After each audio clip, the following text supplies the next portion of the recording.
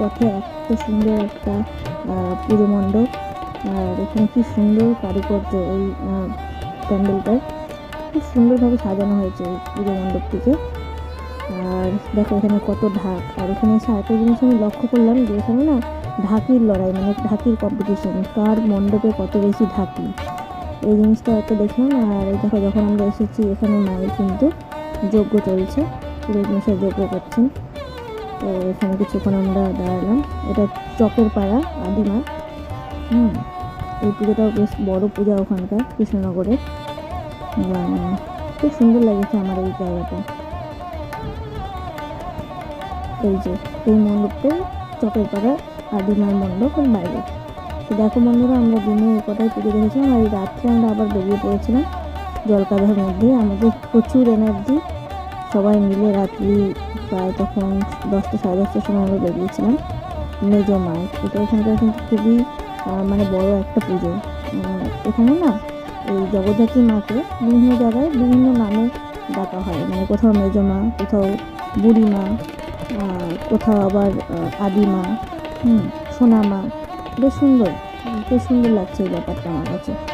আর এর পেছনে হয়তো নিশ্চয়ই কোনো হিস্ট্রি বা কোনো কিছু থাকবে, জানা নেই সেটা আমার।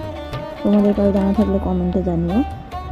আর এখানকার প্রতিমা দেখো কত সুন্দর, মানে দেখলে মনে হচ্ছে দাঁড়িয়ে যাই ওখানে, চোখ জুড়িয়ে যাচ্ছে।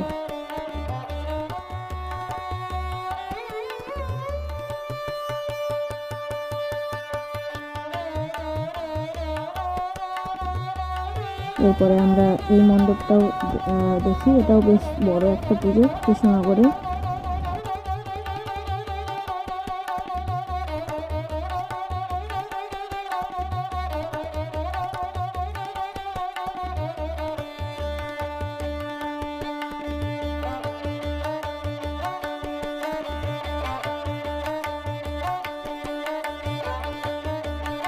এই পুজো মণ্ডপটার সামনে অত্যাধিক কাদা ছিল।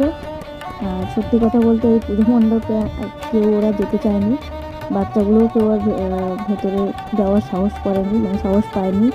কারণ এই কাদাতে যদি পড়ে যায় মানুষ তাহলে খুবই বিপদ, তার মধ্যে এরকম ভিড় ঠেলাঠেলি।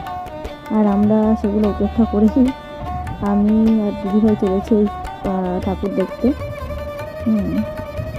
এই দেখো কী হারে কাদা। তো এই দিনটা আমরা পুরো দিনই ঠাকুর দেখেই কাটিয়ে দিলাম। বুঝতেই পারছো গোটা দিন ধরে ঠাকুরই দেখে গেছি খালি। ওদিন কখন লাঞ্চ করেছি, কখন ডিনার করেছি কোনো ঠিক